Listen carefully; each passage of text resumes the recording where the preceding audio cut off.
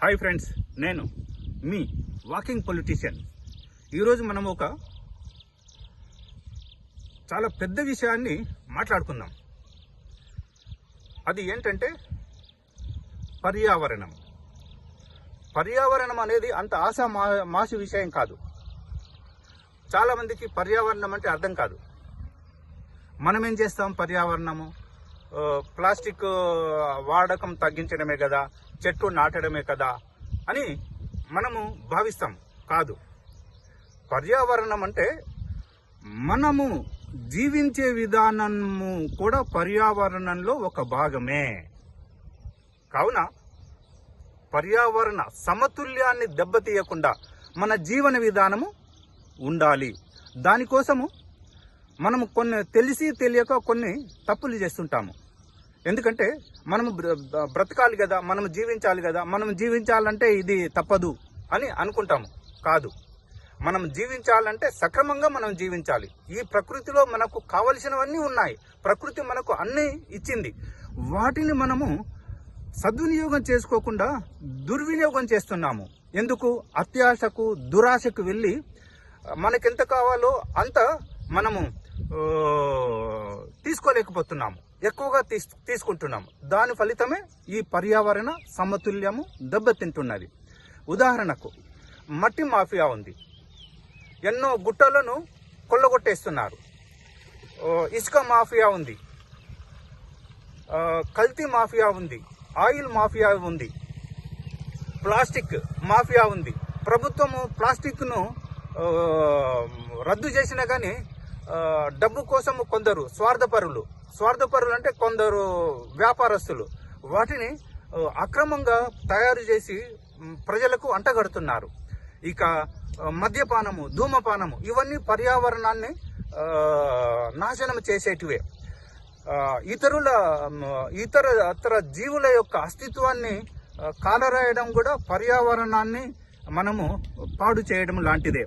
మనము ముఖ్యంగా చెట్లు నాటితే అయిపోతుంది కదా, ప్లాస్టిక్ వాడకపోతే మంచిది కదా అని అనుకుంటాం. చెట్ల కన్నా నాటుతున్నాము, రోడ్డు మధ్యలో, రోడ్డు మీద, రోడ్డు పక్కకు నాటుతున్నాము. ఎందుకు? అది మళ్ళీ ఒక సంవత్సరం తర్వాత రోడ్డు వెహికల్స్ కారణంగా రోడ్డు వైడ్ చేయవలసి ఆ చెట్లను మనం కొట్టేస్తాము. ముఖ్యంగా ఎలక్ట్రిక్ పోల్ల కింద మనం నాటుతున్నాము. ఇక వెహికల్స్ కారణంగా మనము పర్యావరణాన్ని టోటల్గా నాశనం చేస్తున్నాము. ఇప్పుడు ఒకప్పుడు పెట్రోల్ వాడేవాళ్ళము, దానికంటే బిఫోర్ కిరోసిన్ వాడేవాళ్ళము, డీజిల్ వాడేవాళ్ళము. దాని కారణంగా పర్యావరణం దెబ్బతింటుందని మళ్ళీ ఇప్పుడు ఏం చేశారు? ఎలక్ట్రికల్ వెహికల్స్ అంటున్నారు. ఈ ఎలక్ట్రికల్ వెహికల్స్ కారణంగా కూడా వాయు కాలుష్యం ఏర్పడుతుంది. మనకు తెలియని రోగాలు, క్యాన్సర్, రేడియేషన్ ఎక్కువగా ఉంటుంది. ఈ రేడియేషన్ మనం సెల్ ఫోన్ కూడా ఎక్కువ వాడితే రేడియేషన్, దాని కారణంగా మనకు ఎన్నో అనారోగ్య సమస్యలు. ఈ విధంగా మనం పర్యావరణాన్ని ధ్వంసం చేస్తున్నాం. ఇది మన జీవితం కదా, మనకు అవసరం కొద్ది మనం వాడుకుంటున్నాం కదా అనుకుంటున్నాం. కాదు, అవసరానికి మించి మనం వాడుకుంటున్నాము. అవసరానికి తగినట్లుగా వాడితే పర్యావరణము దెబ్బతినదు. మనకు అవసరానికి మించి మనము దాచుకుంటున్నాము. ఇతరుల జీవుల అస్తిత్వాన్ని నాశనం చేస్తున్నాము. దాని కారణంగా పర్యావరణ సమతుల్యము దెబ్బతింటుంది.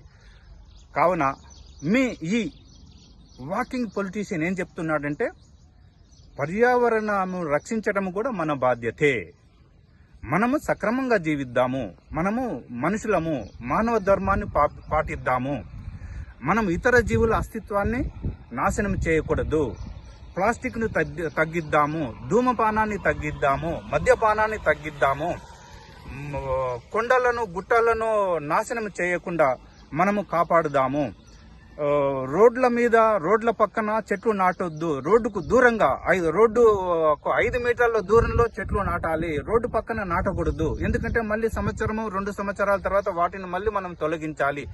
అటు మనకు ధనము నష్టము, సమయము నష్టము, అన్ని నష్టము. కాబట్టి భవిష్యత్తును దృష్టిలో పెట్టుకొని మనము పర్యావరణాన్ని రక్షించేందుకు కావలసిన విధి విధానాలు రూపొందించి వాటికి అనుకూలంగా మనము ప్రయాణిస్తే మనతో పాటు నివసిస్తున్న ఇతర జీవుల అస్తిత్వం కూడా కాపాడిన వారం అవుతాము. పర్యావరణం కూడా రక్షింపబడుతుంది అని మీ ఈ వాకింగ్ పొలిటీషియన్ చెప్తున్నాడు. కావున అందరూ ఆలోచించండి, సరియగు విధంగా స్పందించండి. ఈ వీడియో మీకు నచ్చినట్లయితే లైక్ చేయండి, షేర్ చేయండి, సబ్స్క్రైబ్ చేయని వాళ్ళు సబ్స్క్రైబ్ చేయండి.